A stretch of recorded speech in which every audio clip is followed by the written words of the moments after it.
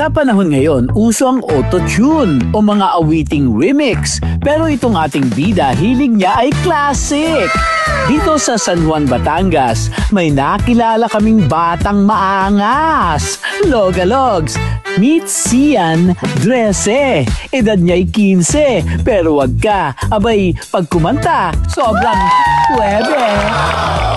I'm just a no one with nothing to give you but all. Alog-alogs. Habang iba'y TikTok ang tugtugan, siya naman Tom Jones ang kantahan.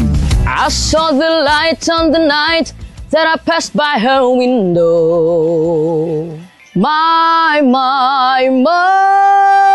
Delilah. Yung totoo, anong edad ka na, boy? Kaloka ka? Uy! Natuto po akong kumanta nung ako po simula po nung 2 years old po ako.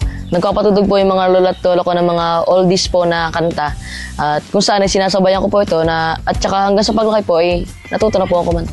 Ang nagturo po sa akin kumanta ang mama ko po. Dahil kada may contest po akong nilalabanan, siya po ang natuturo po sa akin. Siya po ang nag-i-ensayo sa akin para po mas maging maganda po ang pagkanta ko.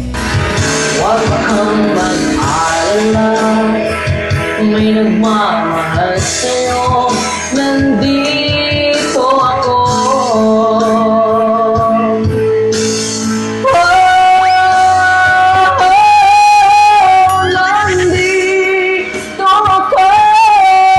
Diyos ko, kahit ako, uuwi na lang iyo.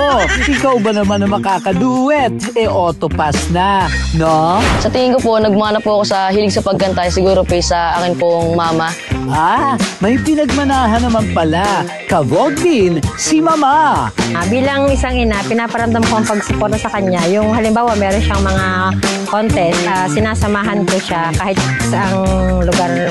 Siyempre, bilang isang magulang, pangarap ko kay Sean Matthew, makatapos siya ng pag-aaral para magkaroon siya ng magandang kinabukasan at maging isang sikat na mga awit someday. Sa katunayan, si Sian, marami ng contest na nasalihan. Sandamakmak na rin ang nauwing karangalan. Sumasali po ako ng mga contest, gaya po sa mga barangay po, yung mga amateur singing contest po. Tapos, minsan po may nag-chat po sa akin yung mga fans ko po na sumali po ako sa mga contest doon sa kanila. Dinadayo po namin. Tapos sumali na rin po ako sa TV po.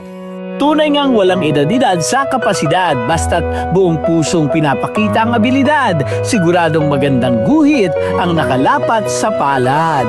Ituloy mo lang Sian ang iyong pagkanta. Sa galing mong dala, hindi ka pagluluman ng tsansa.